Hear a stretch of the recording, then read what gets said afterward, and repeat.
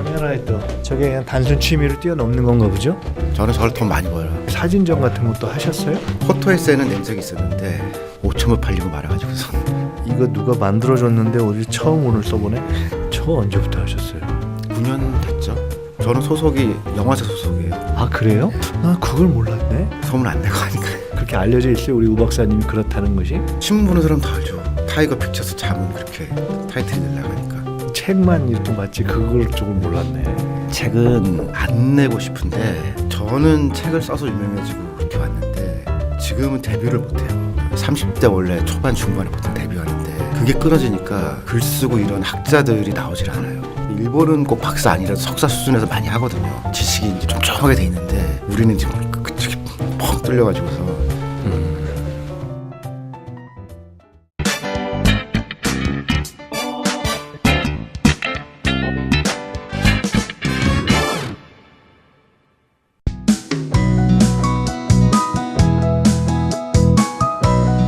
안녕하십니까?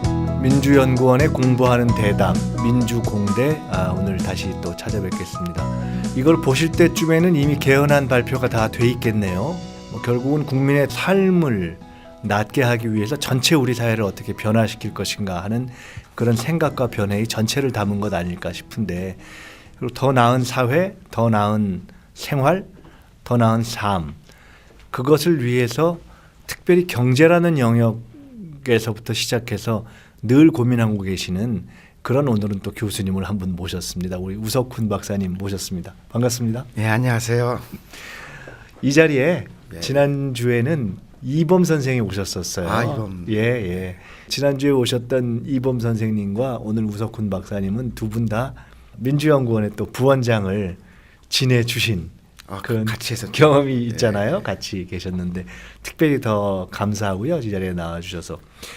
아까 들어오실 때 카메라를 들고 들어오셔가지고 제가 한참 또 카메라 얘기를 했는데 요새 어떻게 지내시는지부터 조금 말씀 시작해보죠. 기본적으로는 지금 이제 애 둘 키우는 아빠예요.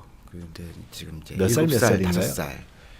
근데 5살짜리 애가 한참 아팠어요. 그래서 예. 폐렴으로 이제 몇 번 입원하고. 근데 그 폐렴이 그렇더만요. 폐렴 자체는 병도 아니라는 거예요. 근데 이게 나았다가 다시 걸리면 괜찮은데 네.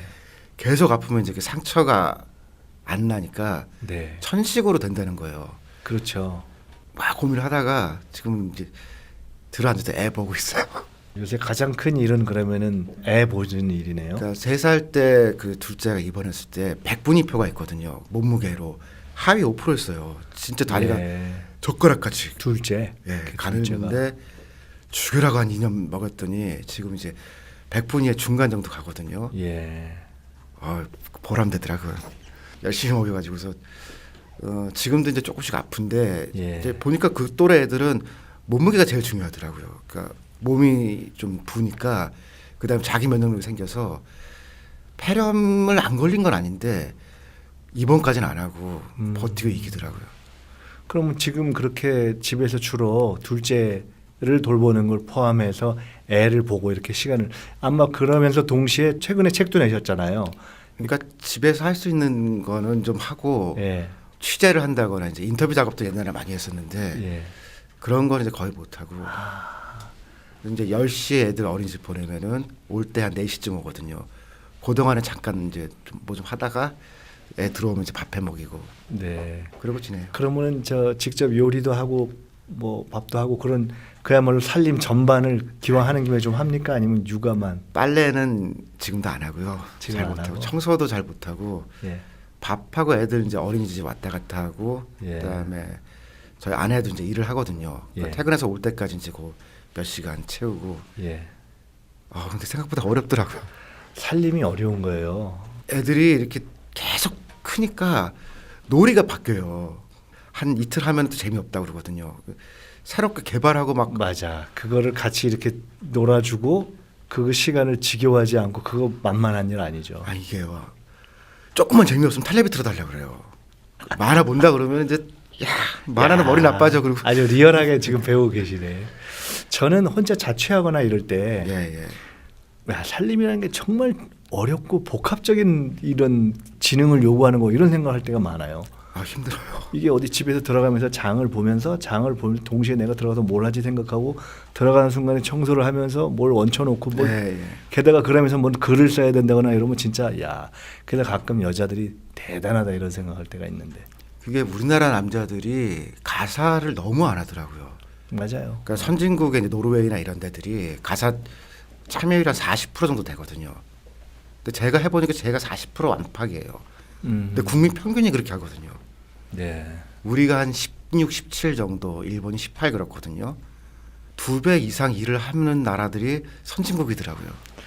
어떻게 보면은 최근에 그 아이를 돌보고 집에서 지금 선진국 평균 40% 정도를 맞춰내고 있는 이 경험이 또 나중에 그걸로도 또 글을 쓰시는 기초가 될 수도 있을 것 같은데요. 일상성 같은 걸 좀 배우는 것 같아요. 남자들이 주로 이제 어깨 싸움 하면서 막 승진 막 이렇게 하잖아요. 근데 그게 세상이 다가 아니고 그 나머지 시간들이나 삶을 재밌게 만드는 게 사실 그게 선진국이더라고요.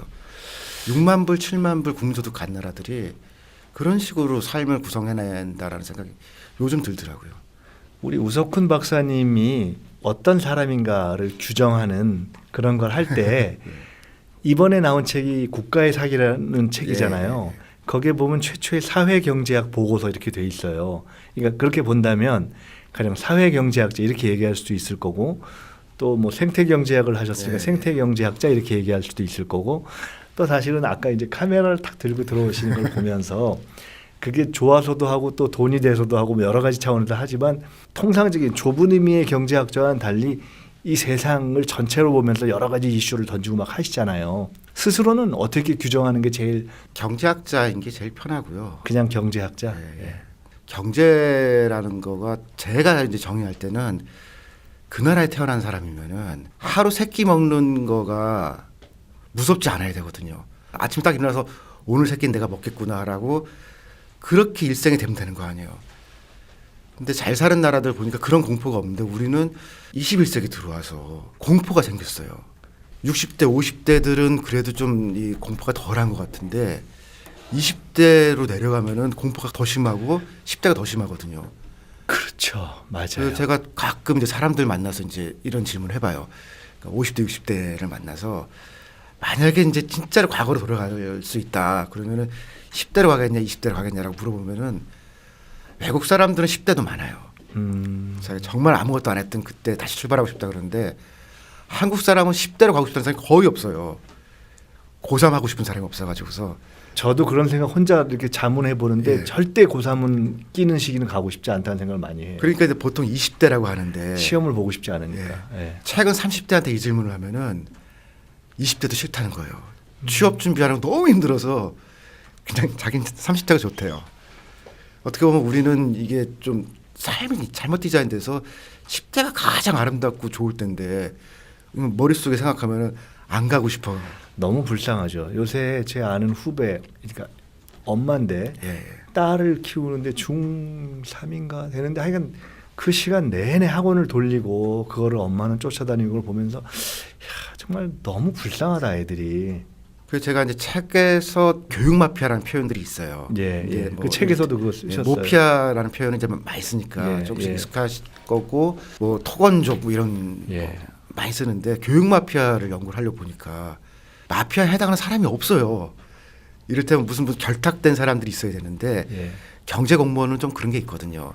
토건족도 좀 약간 좀 그런 게 있어요. 그리고 핵 마피아 뭐 이렇게 부르는 사람도 있는데 교육은 그게 없어요. 교육은 이념으로도 갈려져 있고 다 찢어져 있으니까 누군가 결탁해서 교육을 통해서 내가 뭘 해먹어야겠다 이런 건 없거든요. 근데 교육자들은 되게 편해요. 교육을 하면은.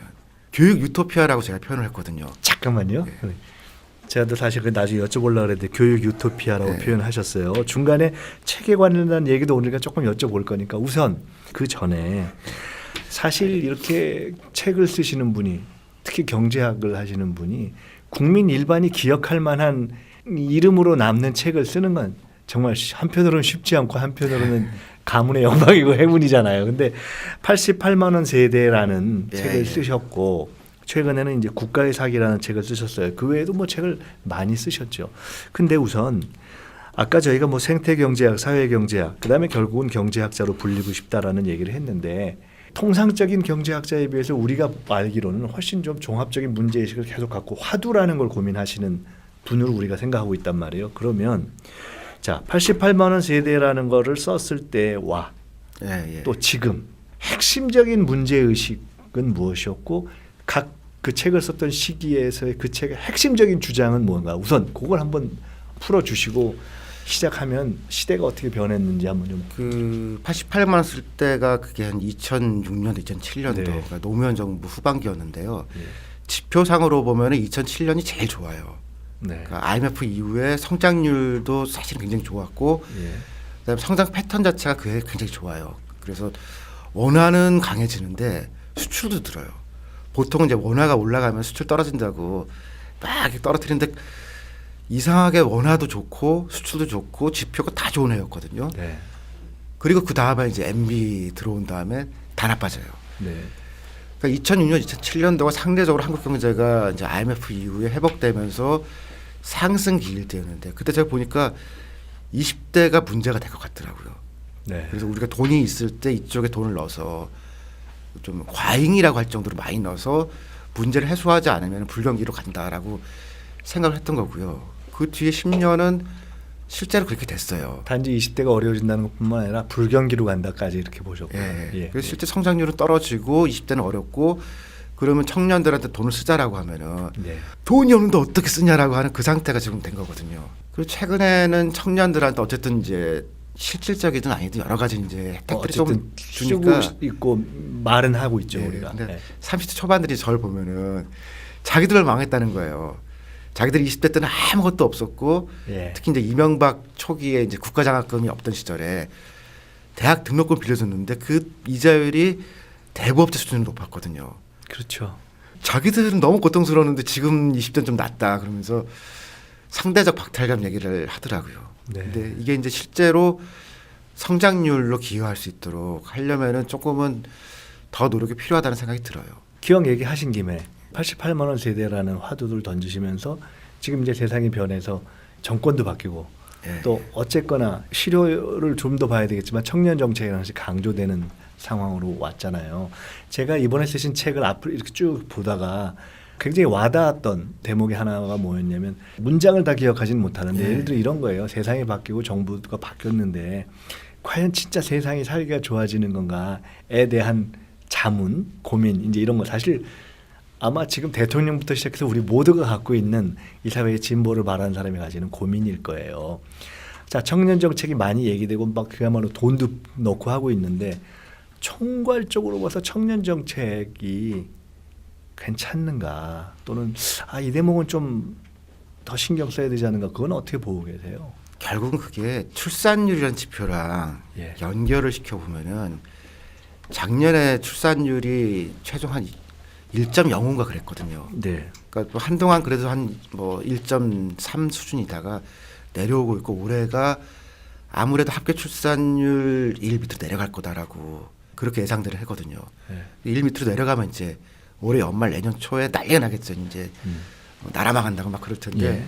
청년들한테 뭔가 했는데 이게 유효하게 느껴진다라고 하는 거는 출산율이 늘거나 그런 변화가 와야 될 그렇게 거예요. 봐야 결국은 효과가 있다고 우리가 판단할 수 있을 것이다. 그러니까 결국 자기도 출산율도- 사는 게 편하고 예. 그다음에 애를 낳았을 때 어떻게든 나라가 먹어 살려주겠지라고 일단 나도 되라고 마음을 먹은 변화가 온 거예요. 그런데 정부는 뭘 했다고 막 얘기를 하지만 출산율은 내려간다 그러면은 저 이펙티브니스라는 표현을 쓰잖아요. 유효하게 갈 길이 그게 머네. 사람들한테 변화를 시켰냐라고 하면은 그리고 실제로 변화됐는가를 우리가 보는 아주 중요한 지표를 결국 출산율에 반영되는 것이라고 보고 계시네요. 그렇겠죠. 근데 그 유럽도 대부분 보면은 성장률하고 복지가 다 괜찮아질 때 그때 출산율이 올라가거든요. 사람들이 마음이 편해야 애를 낳더라고요. 프랑스 같이 예. 그렇게 해서 반등을 하는 것처럼. 그래서 지금 이제 청년들이 애는커녕 내가 힘들다. 이 상태에서는 사실 출산율 정책을 뭐를 해도 이렇게 의미 있는 변화가 오기는 어렵거든요. 그러면은 이거 조금 너무 포괄적인 질문이긴 한데 그것까지 드리고 조금 디테일로 들어가 볼게요. 그럼 지금 청년 정책 얘기했지만 우리가 책의 앞에 보면은 최저임금이라는 것 자체가 네. 사실은 규정을 안 하는 나라 어디 예를 드셨었죠? 스웨덴 뭐 이런 데들이 그런 데는 아예 최저임금이라는 네, 것 없어요. 자체가 제도 자체가 없다. 독일도 없었어요. 네. 독일도 없다가 한 3년 전인가 연방 차원에서 이제 도입을 했거든요. 네, 네. 그럼 우리가 보면 독일이 좋아졌냐가 아니고 예. 실제로는 이제 동구에 살던 어려우니까 도입한다 사람들이 이거죠. 서쪽으로 오고 그러면서 우리 얘기하는 것처럼 이제 우리는 이제 청년들인데 거기서는 일단 동독 쪽 지역에 있던 사람들이 일로 와서 너무 힘들다. 그런 어려움들이 생기니까 최저임금을 도입을 한 거거든요. 그럼 어쨌거나 우리가 뭐 임금 주도 성장 유럽에서 얘기하는 걸 네. 우리가 소득 주도 성장으로 와서 최근에 최저임금 갖고 논란도 있고 어쨌든 우리는 이제 가고 있고 이 전체를 보면서는 아까 이제 청년 정책 네. 말씀하셨는데 전체의 정책 방향에서 야 근데 이거는 그래도 좀 더 신경을 써야 되는데 혹시 그런 거 좀 우선 포괄적으로 지적하시고 싶은 거 있으세요? 저는 최저임금으로 가는 거는 네. 맞고 그다음에 ILO나 IMF에서 예. 최근에 이제 가장 효과적인 정책 두 가지를 얘기하는데요. 예. 하나가 최저임금이고 또 한 가지가 이제 단체 협약이거든요. 근데 노조 가입률이 늘고 이 두 가지가 장기 성장 효과 제일 좋다는 거예요. 근데 최저임금은 방향은 맞는데 네. 우리가 그걸 강하게 안 하다가 이제 올리면은 실제는 중소기업이나 많은 문제가 생기거든요. 그렇죠. 그걸 이제 어떻게 이 버퍼라고 하죠. 이제 부딪히지 않게 유연하게 하면서 그 다음에 대기업과 뭐 하청 사이에면은 하청은 임금 높여주면 자기 단가를 높여야 될 거 아니에요. 근데 대기업은 꼼짝도 안 하거든요. 그러니까 이런 것들을 이제 부드럽게 조율시킬 것이냐. 그런 거는 지금 뭐 여러 사람의 불만인데 최저임금 방향 자체는 맞지만 그거를 연착륙시키고 그것 때문에 너무 삶이 어려워지는 사람들이 최소화될 수 있도록 조금 세밀하게 정책을 했으면 좋겠다는 생각이 들어요. 어쨌든 뭐 최저임금을 포함한 방향 자체는 맞고 청년 정책도 가고 있는데 실효로 느끼는 출산율로까지 나타나기까지는 우리가 갈 길이 있다 이런 말씀인 것 네. 같아요. 자 그럼 다시 한번 아마 최근에 쓴 책이라는 것에 본인의 문제의식이 녹아 있을 텐데 왜 88만 원 세대라는 것을 10년 전에 제기했던 우리 우석훈 박사님께서 그 사이에 여러 가지를 거쳐서 이제 정부도 바뀌고 새로운 여러 가지 이제 정책들이 변화하고 있는 이 시점에 책을 쓰면서 그 책을 국가의 사기라는 제목으로 했느냐. 그거는 이 시점에 우리가 가야 할 뭐 사회의 방향 또는 뭐 정책의 방향, 개혁 방향이 무엇으로 초점이 맞춰줘야 된다라는 것에 반영 아닐까라고 추측을 한번 해보게 된단 말이에요. 왜 국가의 사기라는 제목으로 그거를 쭉 그에 해당하는 것들을 제기하셨나요? DJ 이후에 정권이 바뀌었죠. 예. 그래서 10년 하다가 다시 바뀌어서 10년 하고 또 바뀌고 네. 저도 그렇게 생각했고 많은 사람들은 정권이 바뀌면은 세상이 어떤 좋아질 거라 생각을 하거든요. 그렇죠. 예. 근데 어떤 정책들이나 어떤 제도들은 몇 번이 바뀌어도 꼼짝도 안 하는 것들이 있거든요. 그 어떤 거는 박정희 때 생겨서 지금까지 오고 있고 어떤 거는 전두환 때 생겨서 지금까지 오고 어떤 정권을 잡았던 사람들도 어쩔 수 없거나 잘 모르거나 그래서 그냥 제대로 굳어지는 것들 중에 이상한 것들이 좀 있더라고요. 그래서 이거는 네. 정말 고민을 하지 않으면은 개선하기 어렵거든요. 조금 전에 말씀드렸던 것처럼 일단 사교육이나 교육 문제 이렇게 보면은 크게 보면 사교육이랑 출산율이랑 별로 상관이 없는 것 같아 보이지만 2000년에 대법원에서 이제 예. 과외는 위헌이다. 그러니까 부분 위헌 판단을 내렸거든요. 그거하고 출산율 추이랑 그래프를 그려보잖아요. 그럼 그때부터 출산율이 떨어지고 위기가 되거든요. 과외를 풀었더니 그때부터 한국 사람들이 애를 덜 낳은 거예요. 아 그렇게 딱 그게 지표가 그렇게 추이가 그렇게 확인할 나와요. 수 네. 있어요? 아. 그러니까 사교육 비용으로 보면은 이제 이게 부정확하거든요. 이게 정부 지표가 아니니까. 근데 사교육 비용하고 그런 변화랑 딱 놓고 보면은 이때부터 우리가 출산율의 위기가 왔네. 대법원에서 그 과외 금지를 네. 위헌이라고 할 때 사실상 푼 때부터 그게 이제 부분 위헌이라서 네. 사실 정부가 이제 가이드라인을 만들면서 입법을 하면 되는데 놔버렸어요 그냥. 예. 그러니까 권장하다시피 한 거고 되돌리려고 하는데 지금에 와서는 이게 너무 잘 맞는 옷 같거든요. 이런 것들은 누가 하자 그러면 너무 민감하니까 말하기도 어렵거든요. 지금 이제 그렇게 사실 지적하신 자 이제 뭐 우리가 개혁을 지향하는 방향으로 가기 시작했다. 그런데 막상 해보니 정권이 바뀌어도 참 어려운 문제들이 있더라 하면서 그걸 쭉 짚어내신 거를 네. 국가의 사기로 쭉 종합을 하고 여러 가지를 지적해 주신 거예요. 그러면 얘기 나온 김에 책의 순서에서는 조금 뒤에 있지만 교육 문제를 말씀하셨기 때문에 아주 압축적으로 그러면 거기서 교육 유토피아라는 말씀도 하셔요. 예, 예. 핵심적인 주장이 뭡니까? 교육부가 되는 어떻게 해야 되죠. 교육이라는 게 학생이 유토피아처럼 학교를 느껴야지 선생님이 유토피아처럼 느끼는 건 좀 이상하거든요. 그래서 공교육을 충분히 좋게 만들어서 이 이상 좋은 교육은 없다. 네. 그런 상태를 만들면은 많은 문제가 좀 풀릴 것 같아요. 과학고인제 때문에 예. 고민을 좀 했는데 지금 외고는 이제 없애는 게 맞다라고 사회적 합의가 좀 된 것 같고 자사고도 여러 가지로 그런 것 같은데 이제 과고가 딱 경계거든요. 그럼 과학고는 어떻게 할 거냐. 근데 우리가 과학고를 만들 시기에 한국이 좀 가난했어요. 그러니까 그렇게 좋은 장비와 실험할 수 있는 여건이라든가 충분한 과학 교사들을 확보하기 어렵거든요. 그러니까 몇 명이라도 이렇게 해서 좀 시켜야 되는 거 아니냐. 그때 네. 우리 동의했죠. 그래서 이제 과학고를 만들었는데 지금은 이제 과학의 시대가 됐어요. 아니 그거를 일반 학생들한테 가르쳐 주면 안 되냐라고 질문을 해보면 아니 학교에 그 과학 장비를 만들어주는 게 우리 정도 소득이 되면은 아니 그게 뭐가 어려워라고 할 수 있겠죠. 그리고 그렇게 좋은 선생님을 갖다 놓고 모두가 그 과학을 배울 수 있게 해주는 게 지금 우리한테 그렇게 어려운 거냐라고 하면은 학교를 지금 문을 닫아야 된다고 하는 판인데 거기에 더 충분한 돈을 넣어서 이렇게 좋은 기관은 한국밖에 없다. 그 상태가 되는 게 저는 맞는 것 같아요. 네. 예전에 한참 이제 원정 출산하고 그 뒤에 이제 기러기 아빠라고 그러죠. 이제 조기 유학 예. 보내고 그럴 때 너무 이상해서 그 추적을 해봤거든요.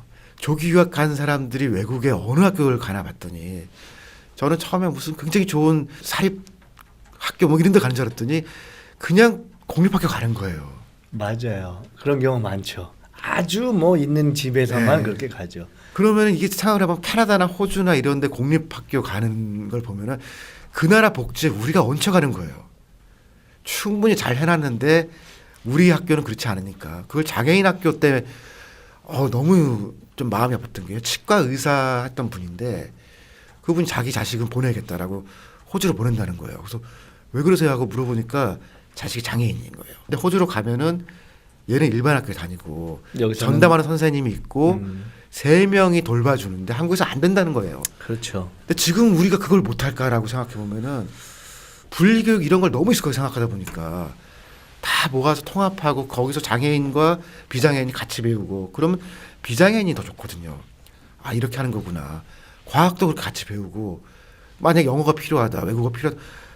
우리가 그런 거를 못 가르쳐 줄 정도로 지금 그렇게 돈이 없진 않거든요. 참 교육의 문제는 정말 밤새 토론해도 좀 시간이 좀 모자란 그런 주제고 책에서 참 예. 흥미롭게도 주식과 다단계에 대한 지적으로 시작을 하셨대요. 이건 어떻게 보면 소위 합법적인 경제의 영역이잖아요. 우리가 흔히 이야기하는 그러니까 합법화된 예. 합법화된 표현이 좀 그런데 좋아 문제가 있어. 근데 어떻게 하자는 거지? 여기서는 무엇을 경고하고 싶으셨나요? 일반적으로 중산층이 갑자기 어려워지는 경우는 주식 아니면 거의 없어요. 그러니까 사업하다 보면 그건 극단적인 경우고 주식만 안 하면 지금 한국의 중산층 웬만큼 살거든요. 제 주변에 보니까 충분히 먹고 살 만한 집인데 남편이 주식을 너무 많이 하는 거예요. 그 중에는 경제 공무원도 있고 소위 말하는 이제 경제 전문가도 있고 그렇거든요. 제 주변 사람 당연하겠죠. 이혼도 해요. 그 어쩔 수 없으니까. 근데 이게 이혼한 아내나 혹은 그런 사람을 자식으로 둔 엄마 입장에서 보니까 돈을 너무 많이 갖다 쓰는 거고 이를테면 뭐 전세금 빼서 주식하고 집 팔아서 주식하고 그러는데 개인은 당할 수밖에 없는 거거든요. 주식이 원래는 이제 배당금을 위주로 해서 장기 보유하는 게 우리는 그렇지 않으니까. 네, 뭐 근데 우리는 그걸 또 이제 가치 투자라고 막 그렇게 부르는데 원래 주식은 그런 거거든요. 그러면 주식이 중독성이 많고 그러면은 이게 좀 가이드라인 같은 걸 하고 어떤 사람이 주식을 너무 많이 한다 그럴 때 그 식구들이 이 사람한테 돈을 뺏거나 뭐 할 수 있는 방법이 없거든요. 그런 조치가 필요하다는 건 이해가 가는데 가만히 보면은 모든 정권이 역대 자기 때 주식 올라간 거를 시작으로 쓰거든요. 뭐 그렇죠. 그런 면이 있죠. 그 전두환이 시작했어요 그거를요. 그러니까 지금 우리 쓰는 코스피 지수 82년도에 도입되는데 그 기준점이 80년 1월 2일이거든요. 그 전두환 쪽 사람들이 80년을 너무 좋아한 거예요. 우리는 지금까지 그 80년 1월 2일을 100으로 잡고 매년 그날의 기준으로 주식을 보거든요. 그 뒤에도 MB가 와서 그랬죠. 자기 믿고 이 주식 사면은 돈 번다고. 근데 그때부터 10년 동안 주식 거의 안 올랐거든요. 그러니까 많은 정부는 주식이 올라가길 바라고 이거 위험한 거다. 경고를 안 하거든요. 근데 외국은 주요 주식 사이트나 이런데 이게 중독성 있다. 뭐 이런 얘기들을 어딘가 해놔요. 아, 그래요? 예. 그러니까 이거는 초등학생들한테 주식 교육을 막 시키더라고요. 이게 경제 교육이란 말로 우리가 하는데 흔히 경제 교육을 한다고 할 때 주식 교육인 경우로 생각되는 경우도 제법 있죠. 근데 그게 사실 경제에서 알아야 되는 건 되게 많은데 주식은 테크닉이거든요. 그러니까 주식이라는 거는 위험할 수도 있고 사람이 이렇다. 그 선을 알려주는 게 주식 교육이지. 그럼 그것을 경고하고 최소한 그런 정도의 가이드라인은 우리가 교육될 필요가 있다라는 것을 지적하고 예. 싶으셨던 그러니까 거네요. 정부는 모든 정부 그래. 주식값이 올라가면은 좋아해요. 그럼 다단계도 그런 측면에서 말씀하신 건가요? 다단계는 조금 더 심각한 건데 훨씬 이제 심각하죠, 사실. 중산층이 주식 때문에 망한다고 하면은 중산층 바로 밑에 있는 사람들은 다단계 때문에 힘들어지거든요. 처음에 볼 때는 그냥 조금 이제 교육을 시켜야겠다라는 생각을 했는데 살펴보니까 이명박 때하고 박근혜 때 2배가 증가를 했어요. 다단계 판매원. 그러니까 한 350만에서 400만 정도였다가 800만으로 한 4년 사이에 2배를 컸거든요. 매출액도 2배를 컸었어요. 그러면 이거는 정상적인 상태에서 정부가 이게 너무 늘지 않도록 적절하게 제어도 하고 그래야 되는 건데 그냥 두면은 이거는 경제활동 인구의 지금 30% 정도가 다단계이거든요. 적절하게 어떻게 할 수 있을까요? 원래 다 불법이었는데 그렇죠. 관리를 할 수 없으니까 합법이라는 틀로 집어넣어서 관리를 하는 거지 예. 권장을 하는 건 아니거든요. 지금도 이제 그 정부에서 가끔 이제 이거 돈 버는 사람 거의 1%밖에 없다라고 1년에 한두 번 이렇게 보도자를 내거든요. 근데 아무도 안 봐요. 그래서 이거는 제 생각에는 중고등학교 특히 고등학교 정도의 경제 상식 교육 같은 것들을 좀 한두 달짜리 프로그램을 만들어서 다단계는 이런 거다라고 알려주면 좋을 것 같아요. 앞서 말씀하신 주식과 다단계 원래 합법적인 또는 불가피하게 이제 합법의 영역으로 관리하고 있는 이런 부분에 대해서는 조금 더 대중적인 경제 일종의 교육 같은 것이 필요하다고 보시는 거예요. 일반인들 만나서 해보면은 네트워크 마케팅이라는 그래요. 말을 써요. 굉장히 멋있어요. 그거는 말이. 마케팅은 아니고 이게 마케팅인 거는 생산을 안 하는 거라서 마케팅인 거거든요. 근데 생산도 안 하고 그냥 파는 건데 이게 매출액이 5조가 넘어요. 근데 우리나라 영화 전체 매출액이 2조 약간 넘거든요. 그게 무슨 요즘 우리 보는 VOD 다 합쳐서 2조도 안 되는데 다단계로 5조를 만들려면은 무슨 뭐 옥매트 그런 거 있잖아요. 정수기 몇 개를 사야 그게 5조가 되겠어요. 만약에 이게 정말 직업이잖아요. 그러면은 우리나라에 실업 문제라는 게 존재할 수가 없어요. 800만 명이 자기 직업이 있다 그러면은 완전 고용이에요. 이것보다는 훨씬 더 이제 아마 와닿을 지적이 대부업 문제일 거예요. 대부업과 신형계급 사회라는 문제도 지금 지적을 하고 계세요. 근데 제가 이거를 보니까 야 이게 참 리얼하다 싶은 게 그 책에서도 지적하고 있지만 이 대부업체를 통해서 사실은 그 계속 이제 이율이 문제가 되는 건데 네. 거래자 숫자가 한 250만 정도 되는데 그 실제로 내역을 보면 대부분 1년 미만의 네, 예. 평균 한 600만 원 정도를 사실은 빌렸다가 갚는 뭐 이런 정도다. 그리고 그중에 한 60% 정도는 회사원이고 나머지는 주부고. 네, 예. 요게 실체다 이제 이렇게 말씀하시는 거예요. 이것이 갖고 있는 문제점은 많이 지적되잖아요.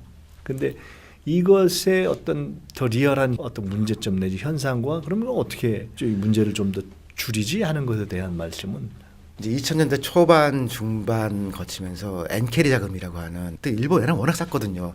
그게 이제 조달비용이 워낙 싸니 한국으로 들어와서 이제 대부업체라는 게 형성이 된 거예요. 예. 너무 많으니까 이제 예. 법적 틀 안에 집어넣는데 예. 그 전에 이제 공무원들 만나서 이거 말이 안 된다. 이거 사람들 다 죽는다 그랬더니 그러면 국내 대부업체를 양성하면 되지 않냐. 이게 애국심을 하더라고요. 근데 실제로 그래서 이제 국내 업체 생겼거든요. 근데 이건 이렇게 처리할 게 아니고 제일 큰 문제는 신용 등급에서 생겨요.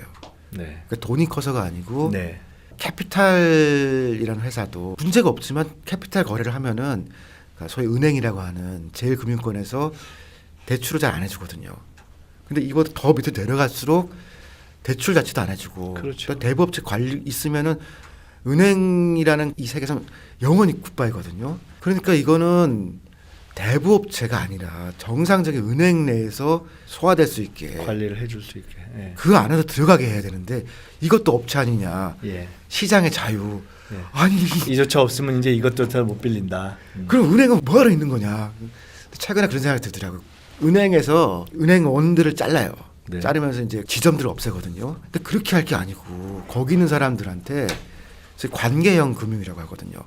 동네에 있는 사람이 그 누군지 알 거 아니에요. 그런 사람들이 푼돈 빌리러 올 때는 나 저 아저씨 알아라고 빌려주는 그런 지역 금융을 은행이 하면은 사실 지점을 늘려야 되고 은행을 늘려야 되거든요.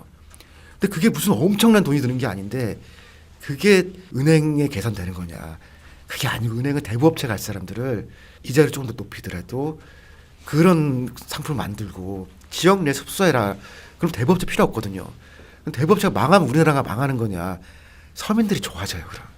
그래서 방법이 없는 게 아니라 너무 이거는 모든 것을 시장에 내버려 두면 된다. 근데 국부론 만들던 시절에 그때는 은행이 없었거든요. 그러니까 은행이라는 건 굉장히 특수한 영역이니까 어떻게 하면 가난한 사람들이 은행을 소외받지 않게 하고 네.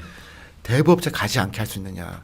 하여튼 이게 중심이 돼야 될 것 같아요. 그 현실적으로 지금 가능한 어쨌든 지금 금융이라든가 이런 쪽에서는 야 근데 뭐 방법이 없지 않느냐 내지는 이거라도 있어야 되지 않냐. 예를 들어 이것이 시장의 어떤 방법 아니냐 이렇게 얘기하잖아요.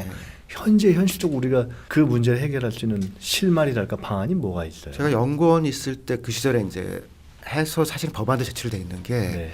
우체국이 금융을 일부 겸하거든요. 지금 예, 이제 그렇죠. 보험하고 또 예금만 받는데 우체국에 저도 몰랐는데 이번에 이렇게 보니까 금융개발원 뭐 이런 것도 있더라고요. 그 안에 그런 기구도 있어요. 근데 네, 네. 금융을 얼마나 개발하는지는 모르겠는데 근데 이제 다른 데서 반대를 해서 지금 예. 못하는 건데 실제로는 우체국이 충분히 돈이 있거든요. 네. 그러니까 지역 관계형 금융 같은 거로 해서 일단 10% 안팎으로 지금 있는 사람들의 대부업체 대출을 전환해준다. 공급할 수 있게. 뭐 2천, 3천 정도 예, 실릭이라고 하죠. 그 최고액을 정하고 예. 그다음 한시적으로 한다고 하면은 실제 돌아갈 수 있거든요. 한시적이 아니라도 괜찮은데 농협이나 이제 그런 비슷한 새마을금고 같은 데서 반발이 심해요. 네. 우체국 조달 금리가 싸기 때문에 그렇게 하면 자기들이 망한다. 예.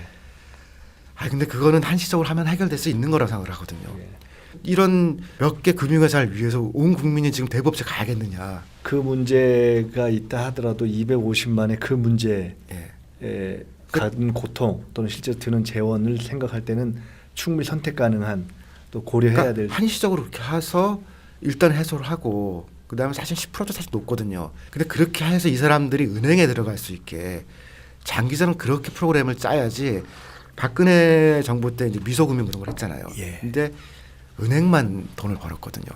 소각해도 되는 채권인데 그걸 다시 살려가지고서 결국 죽을 때까지 밖에 안 그 들었는데 미소금융은 근데 실제로 신용 등급이 그래도 어느 정도 되는 경우가 대상이 된 거 아니에요? 신용 등급보다 신용 불량자들도 이제 할 수 예. 있고 그랬는데 예. 너무 가혹했었어요 조건이. 조건이 가혹했다. 조금 더 인간적으로 할 수 있는 방법. 그러니까 예. 박근혜 시절에 그 사람들이 대부업체도 중요한 경제 기구라고 본 것 같아요. 있는 걸 망하게 할 수는 없다는데 저는 진짜 가난한 사람들에 맞춰서 이 사람들이 살기 편하게 만들어 놓고 지금 있는 것들은 어떻게 전환할까 다음 문제인 것 같아요. 우체국 관련한 그때의 법안이 진도가 어느 정도 나갔었습니까? 발의되고 20대 들어온 다음에는 지금은 특별히 더 원래 첫 번째 아이디어는 그 전순옥 의원 아이디어였어요. 네. 그 비례대표 하실 때 우리 회의하는데 우체국이라도 쓰자 진짜 그렇게 해서 이제 시작됐던 거죠 논의는. 일단 대부분 문제에 대한 문제 공감대는 지금 상당히 넓은데 이걸 어떻게 푸는 실마리를 찾아볼 거냐에 대해서 제가 질문을 드렸고 우체국 금융을 한번 생각해 볼 수 있다 이렇게 말씀하시는 거네요. 네. 그 MB가 저희가 방송에 나갈 시점에 뭐 어떻게 아마 결론이 나 있을 것 같은데 MB를 보면서 우리가 얘기 안 할 수 없는 것이 소위 이제 토목과 건설 이제 이 어떤 공사주의 뭐 이제 이런 문제가 있는 것 같아요. 프랑스 예를 드셨는데 거기는 그 어떻게 됩니까? 환경부와 국토부 통합 이것이 이제 이게 정권 바뀔 때마다 계속 바뀌어요 프랑스가요. 예. 그러니까 우리보다는 이제 부처 체계가 좀 유연하거든요. 그러니까 예. 의원 나가지 요소가 좀 강하죠. 예. 사르코지 때 보니까 사르코지가 극우파보다 약간 중도, 예. 그러니까 굉장히 오른쪽 끝에 가 있는 사람인데 그때 환경부하고 우리식의 이제 건설교통부랑 합쳤더라고요. 합쳐서 그 두 개 위에 부총리를 두고 각각 장관을 뒀거든요. 그게 이제 전체가 생태부 뭐 이런 식으로. 생태부. 예, 그래서 이 힘은 환경부가 쓰고 거기가 건설 교통을 관장하는 그런 형태였거든요. 근데 제가 그때 놀랐던 거는 이거는 우리 진보나 좌파에서 하던 얘기인데 프랑스는 보니까 그거를 보수에서 하더라고요. 아마 이거를 국가의 사기의 영역에 이런 공사주의 문제를 제기하신 것은 MB가 아주 이게 전형으로 보이던 MB가 어떻게 되든 상관없이 정권이 변해도 이 문제의 씨앗은 우리에게 여전히 남아 있을 수 있다라는 지금 아마 그 경고를 하신 거죠. 체질화되어 있다. 예. 최근에 이제 서울시에서는 기술적 논쟁이 뭐냐면은 지하 도시를 하자는 논의가 계속 있어요. 주요 간선도로는 지하로 하고 모이는 데도 지하로 하자. 근데 일본에 이제 이를테 신주쿠부터 공항까지 지하도로로 돼 있거든요. 예. 가서 물어보니까 좀 어떠냐 그랬더니 옛날에는 위에서 막혔는데 지금은 밑에서 막힌다는 거예요. 그래서 옛날에 밑에서 막힌다. 네, 옛날에 그래서 막히면 좀 어떻게 나갔는데 지금은 더 답답하다. 잘 생각해보고 일단 들어가서 막히면 방법이 없다는 거거든요. 근데 사실 차는 계속 늘기 때문에 위에서 막히는 게 밑에서 막히는 건데 이제 이런 거죠. 하던 공사 계속 하고 싶으니까 지금 우리나라 도로가 지상은 거의 이제 포화된 상태거든요. 그럼 이제 지하로 내려가서 판탕하고 그리고 나면 이제 해저 터널 뚫고 계속 공사할 거리를 하는 거거든요. 예. 우리가 저희가 복지 논쟁하고 그럴 때 아니 돈이 없다고 그랬는데 아니 앞으로 저렇게 한 50년 100년 하면은 우리는 돈이 언제 생겨? 아까 시작할 때 헌법 개헌 얘기했는데 우리가 헌법 개정 이게 이제 중요한 화두 중에 하나가 지방분권이잖아요. 근데 지방분권으로 가면서도 지금 말씀하신 예를 들어 정권이 어떻게 바뀌든 또 정권이 중앙집권에서 지방으로 가든 이 공사주의라는 우리의 뿌리 깊은 이게 있으면 사실은 문제가 변형돼서 또 생길 수 있는.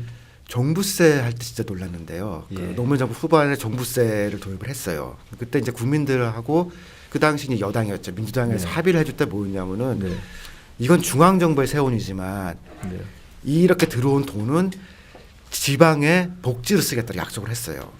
몇 년을 그렇죠. 제가 이제 봤거든요. 실제로 복지로 쓰기는 했는데 그거 다 보내줬거든요. 각 동네마다 그 돈을 가지고 복지관을 짓더라고요. 맞아요. 근데 이게 복지관을 짓는데 지역도 매칭 펀드를 하게 했더니 복지에 있던 돈을 또 붙여가지고서 복지관이 된 거예요. 읍면동마다 다 복지관이 있는데 복지 공사가 늘어나네. 아니 이건 진짜로 이게 중앙에서는 지역에 좀 애들 먹을 것 좀 사주세요. 그런 마음으로 보낸 건데 그게 복지관이 돼 있더라고요. 아 이게 복지가 는 거야 안 는 거야. 이게 그런 지금 말씀하신 공사주의는 아까 이제 사실은 조금 더 실체가 보기 쉬운 소위 토건족 뭐 예를 들어 일본 같은 그런 것과 함께 우리의 이 머릿속에 오랫동안 고착화 있는 어떤 공사주의에 대한 그런 보편적인 근데 대중적으로도 확산되어 있는 그런 생각이 사실 작용하잖아요. 이걸 어떻게 하죠? 우리나라 국민들 복지 싫어하는 것 같아요.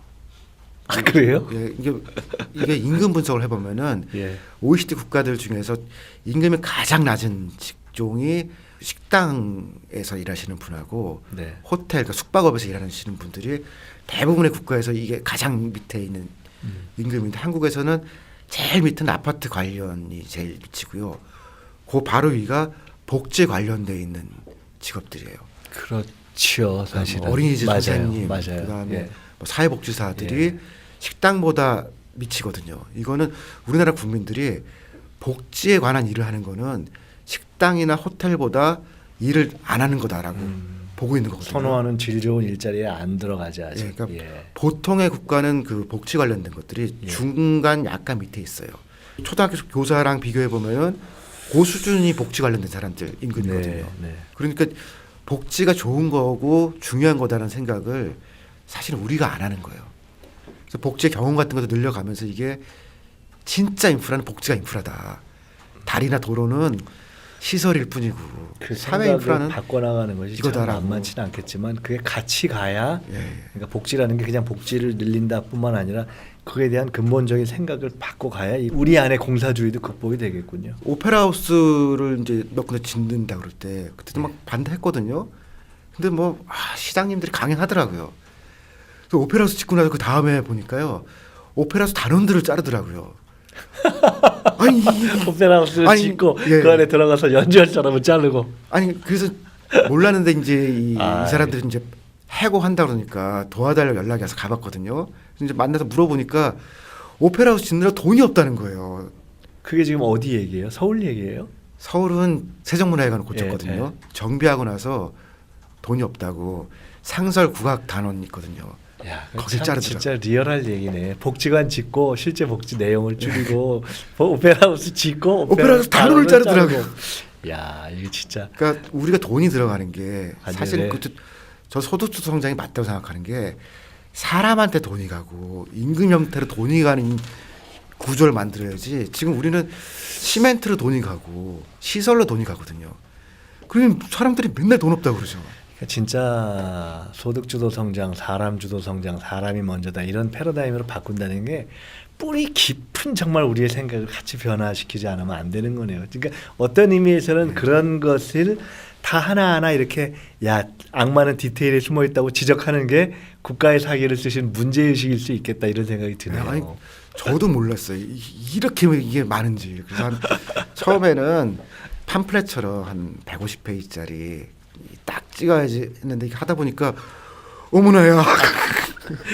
더 세부적인 내용은 뭐 관심 있으신 분은 책들을 보시면 될 것 같으니까 책 얘기 여기서 다 하면 책 파는데 지장이 있으니까 책에서 지적하신 중에 하나만 제가 좀 여쭤보고 싶은 게 있어요. 이게 지방선거가 또 앞에 있기 때문에 당장 뭐 경기도 등등에서 지금 이슈가 되는 소위 버스 아 예. 이거 좀 흥미롭더라고요. 소위 버스 준공영제냐 공영제냐 하는 쟁점이 있는데 그것을 이제 MB 때 시작한 준공영제부터 연결해서 쭉 설명을 하시고 이제 그러셔요. 이 부분 좀 모르시는 분들 위해서 설명 좀 해주세요. 그러니까 우리나라에는 없고 외국에는 있는 게 월별 카드 같은 게 없어요. 우리나라가.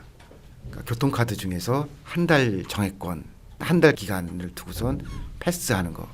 그러네요. 그러고 보니까. 근데 이게 지금 지하철, 버스 이런 것들이 맞아요. 다 저도 외국 복잡하고 학교 다닐 때 이거 월별 카드 이렇게 끊었던 기억이 나요. 파리 같은 경우는 그거 한 번 끊으면은 예. 샌드강 왔다 갔다 하는 그 배도 타요. 그 출퇴근 그 배 타고 하는 사람들 있거든요. 노틀담 올라가는 케이블카도 타요. 예. 다 통합되어 있는데 예. 우리는 지하철과 버스를 월 이렇게 하기가 너무 어렵거든요. 민간하고 정부가 이제 복합돼 있어서 예. 필요하다고 생각도 잘 안 했고. 근데 이제 이게 공영제로 넘어올 때 서울에서는 이명박 시장 시절에 했어요. 했는데 하는 김에 이제 완전 공영제를 했으면 문제가 없을 텐데 버스 회사는 그대로 두고선 손해 보는 것들을 메워주는 방식으로 했거든요. 그러니까 민간 회사면서도 공공적인 일을 하는 게 섞였어요. 그렇게 이제 몇 년이 되니까 버스 회사 돈을 많이 벌어가지고서 지금은 손대기가 어려워졌거든요. 근데 이게 또 많은 버스 회사들이 가족 회사예요. 영생 회사라고 하거든요. 영원히 사는 회사는 삼성 뭐 이런 게 아니고 버스 회사가 영원히 가는 거다. 사실 삼성 현대도 어떻게 될지 모르거든요. 소니도 옛날에 그 미래 영화 이렇게 보면은 소니가 늘 나왔어요. 그렇게 말씀하신 거 보면 구조적으로 보면은 준공영제하의 버스 회사야말로 정말 지속 가능한 방식이네. 사람이 버스가 모노레일로 바뀌고 미래형으로 바뀌어도 그 회사는 남을 거거든요.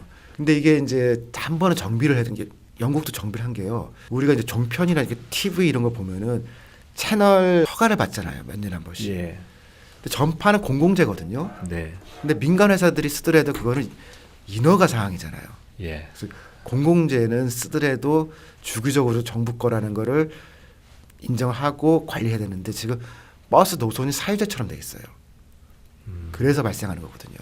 도로는 국가가 만든 거 아니에요. 우리 세금으로. 근데 그 위를 지나가는 권리가 왜 민간한테 가느냐. 그런 거를 좀 정리를 하면은 지금의 이제 이 영생기업 문제들도 조금씩은 정비할 수 있죠. 그럼 궁극적으로는 공영제로 가야 된다 이렇게 보시는. 부분 공영제 정도가 현실. 부분 공영제 정도. 이렇다면 굉장히 잘했던 버스 회사가 있다. 네. 뺏을 방법이 없어요.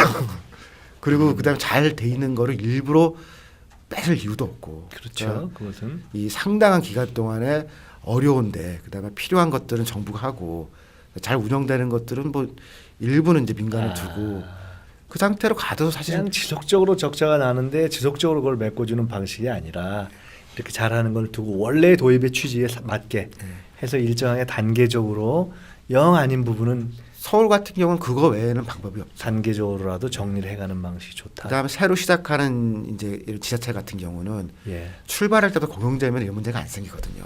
한번 들어가 오면은 너무 고치기가 어려운 제도죠 이게. 참 여러 가지를 이렇게 지적해 주신 걸 다시 생각해 보게 돼요. 책에는 안 쓰셨지만 기왕 얘기 나온 김에 요새 저도 이렇게 생각해 보면 야 우리가 요새 이거 너무 얘기 안 하는 거 아니야 싶은 생각이 드는 게 있는데 혹시 농업에 대해서 생각을 좀 해보신 게 있으면 원포인트 레슨 하나 좀 해주세요. 제가 생각하는 한국 농업이 잘 되는 딱 하나는 이제 과일방이라는 형태로 얘기를 했는데 뭐요? 과일방. 예. 농업이 잘 된 나라들은요. 그 나라 국민들이 살이 그렇게 많이 찌지 않아요. 그리고 농업이 안 된 나라는 가난한 사람들이 살이 찌는 나라들이에요. 하여간 이 카메라처럼 이 관찰을 많이 하셔서 그런지 재미나는 관찰과 설명을 많이 하세요. 그러니까 진짜로 농업이 괜찮잖아요. 그러면은 부자나 가난한 사람이나 살이 덜 쪘고 미국 같은 데 보시면은 너무 거대 농으로 가다 보니까 가난한 사람들이 햄버거 먹고 살찌잖아요. 그럼 거기서 농업이 잘 된다는 뜻은 거대 농이다 아니다 이런 뜻이 아니고 그 나라 국민들하고 잘 호흡하고 국민들과 잘 유기적으로 연결되어 있는 농업이다. 그 프랑스나 이런 데가 예. 살찐 사람이 많지 않거든요. 아 그래요? 예. 그 이거는 국민 이제 보건 지표 같은 거로 찍어서 재밌네. 칼로리 놓고 이렇게 해보면은 거의 비슷하게 나오거든요. 예. 근데 이거를 이제 우리가 체감할 수 있는 건 뭐냐면은 과일을 많이 먹을 수 있게 해주는 나라가 좋은 나라예요. 근데 국민들 과일을 많이 먹으면 그 나라가 과일 농업이 잘 되니까. 아까 처음에 살림 말씀하시지만 네. 혼자 살림하면 과일 먹기 참 어려워요. 근데 우리나라는 어떻게 됐냐면은 어린이집부터 고등학교까지는 과일을 먹어요. 무상이든 유상이든 급식 체계가 정비가 됐고 그렇죠. 급식사들이 들어가 있으니까 맞아요. 뭐 좋은 과일까지는 모르겠지만 최소한은 과일을 먹거든요. 그리고 대학을 딱 들어가잖아요. 그때부터 과일 먹기가 어려워져요. 왜냐하면 학교에서는 돈을 많이 받지만 실제 영양사들 잘 해서 그렇게 급식 체계를 갖추지 못하고 비싸게 할 수 없으니까 과일이 빠지거든요. 자 그럼 과일이 그런 의미가 있는데 그러면 이를테면은 정부가 약간 보조를 하고 대학에서 조금 돈을 내서 뭐 단과대로 하나씩 두든지 과별로 둬서 과일방 같은 거 만들어서 그냥 과일 이렇게 싸놓고 칼 주고 깎아 먹고 가라고 그러면은 와서 먹고 가면 될 거 아니에요. 과일방. 과일 먹기 어려운 사람은 그렇게 지역에 몇 가지 해주면은 과일 농가들이 좋아지죠. 그리고 대학생들이 과일을 이렇게 먹잖아요. 그러면은 보건이 좋아져요, 사실. 그렇게 해서 병이 덜 걸리면은 건보 지출이 줄기 때문에 국가적으로는 사실은 돈이 줄고 어떤 의미에서는 농업을 바라보는 관점을 조금 바꾼 거네요. 실제로 예방 이야기나 이런 걸로 예, 해서 그런 의미 또는 실제로 국민에게 어떻게 실질적으로 삶의 질을 좋게 하느냐 하는 관점에서의 농업을 지금 그러니까 대학생들이 과일 정도는 먹을 수 있다. 그렇게 만들면 사실 농업이 좋아지거든요. 예. 저희가 이제 이런저런 얘기를 했는데 다시 처음으로 돌아가면서 마무리를 좀 하고 싶습니다.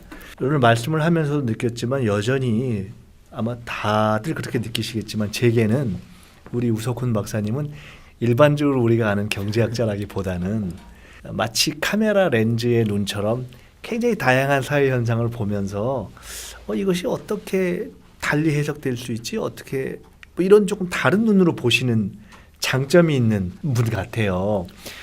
그래서 이런 걸 여쭤보고 싶습니다. 87년 6월 항쟁 이후에 노동자 대투쟁이 터져 나왔잖아요. 예. 그리고 이번 촛불혁명 이후에 최근에 막 터져 나오고 있는 미투 문제를 어떤 의미에서 보면 저는 소수자 문제의 대표 문제로서의 어떤 여성, 남성 문제가 터져 나오는데 결국 근본은 차별 문제가 터져 나오는 시작으로 우리가 볼 수도 있는 것이 아닌가 이런 생각이 들어요. 그렇다면 자 88년 세대 그다음에 국가의 사기 이렇게 쭉 이렇게 지금 계속해서 사회에 어떻게 보면 큰 흐름을 계속 보고 계신 우리 우 박사님께서는 이제 민주화도 하고 제대로 된 어떤 정권 교체를 해서 촛불 이후를 가고 있는 우리 사회가 가야 될 방향 지금 최근에 남북 관계까지도 이제 막 급진전을 하고 있는데 어떤 화두들이 가장 우리에게 큰 화두로 물론 뭐 복지 등등이 있겠습니다만 등장하고 새롭게 우리가 고민될 것인가 아마 그런 생각을 좀 하실 것 같아요. 정치하는 사람은 당연히 고민해야 될 거거든요. 앞으로 어떤 흐름으로 고민해야 될 건가 그런 화두 몇 개를 좀 또 고민하고 계시는 화두는 어떤 것이 좀 몇 여쭤보면서 개까지는 모르겠는데 아니야 뭐 하나 예. 평등 얘기를 너무 우리가 안 했다 생각이 들더라고요. 평등 자유평등 박애가 네. 사실 프랑스 대혁명의 정신이거든요. 근데 프랑스 대혁명이 좌파혁명 그런 거 아니고 그냥 보수혁명인 거예요. 네. 귀족들이 이제 왕 좀 그만하자. 아이고 힘들다. 그때 그 평등인데 80년대 저희가 생각했던 그 평등은 경제적 평등만 생각했던 것 같아요. 경제적인 의미에서 네, 네. 우리 똑같이 갖자. 예. 사실 똑같이 가는 건 어려운데 인격의 평등, 존재의 평등 등 평등이라는 말을 갖고 있는 함의가 되게 많거든요. 네. 그러니까 말씀하신 그 미투도 여성을 평등하게 생각 안 한 거예요. 그렇죠. 예. 그다음에 직장에서도 보면은 상사와 밑에 있는 사람들끼리 누구 데리고 있다고 막 그러잖아요. 맞아요. 우리 말 속에 데리긴 뭘 데리고 있어. 야, 그거 내가 옛날에 다 데리고 있던 애들이야. 뭐 이렇게 말에 배어 있죠. 평등하게 생각하면은 동등하게 일을 하는 거예요. 물론 누군 권한이 더 있고 누군 덜 있지만 평등하다고 생각할 수가 없냐. 우리는 막 모시고 막 그러잖아요. 네. 아우 지겨워요. 같이 일하고 그렇게 생각하면은 여성도 같이 일하는 파트너고 우린 평등하게 지금 일을 하는 거다. 그런 존재의 평등 같은 얘기들을 그걸 내면화시킨 나라들이 선진국이더라고요. 특별한 뭐 권한이 더 있거나 그렇지 않은 것들이 생활화되고 그다음에 일상 속에서 생활화되면서 그게 직장에서 생활화되고 그러면 사실 소득이 높아지거든요. 아, 그러면 오히려 소득이 높아진다. 한 7, 8번 가는 나라들 보니까 다 그렇더라고요. 저는 구구파도 있어야 된다고 생각하거든요. 구구국자 다 있고 아나키스트도 있어야 되고 극단적인 생각들이 모여서 그렇지만 이건 우리가 합의하자. 때리는 건 아니다 그거는. 그렇게 걸어가면 좋아질 것 같아요. 재밌어요. 평등, 또 존재의 평등, 또 그런 나라들이 결국은 살기도 좋아지고 아까 말씀 처음 시작할 때 보면은 가사 노동이 남자가 한 40% 정도는 하는 그런 나라가 선진국이고 아까 얘기 나누셨던 많은 그런 것들이 우리에게 사실은 이제는 꼭 정치나 경제의 어떤 뭐 거대 담론을 떠나서 내재화된 사회 네. 그런 사회가 선진국이고 또 그렇게 돼야 살기도 좋아진다. 많은 것들을 또 생각하게 하는 그런 시간이었던 것 같습니다. 다시 한번 감사드리고요.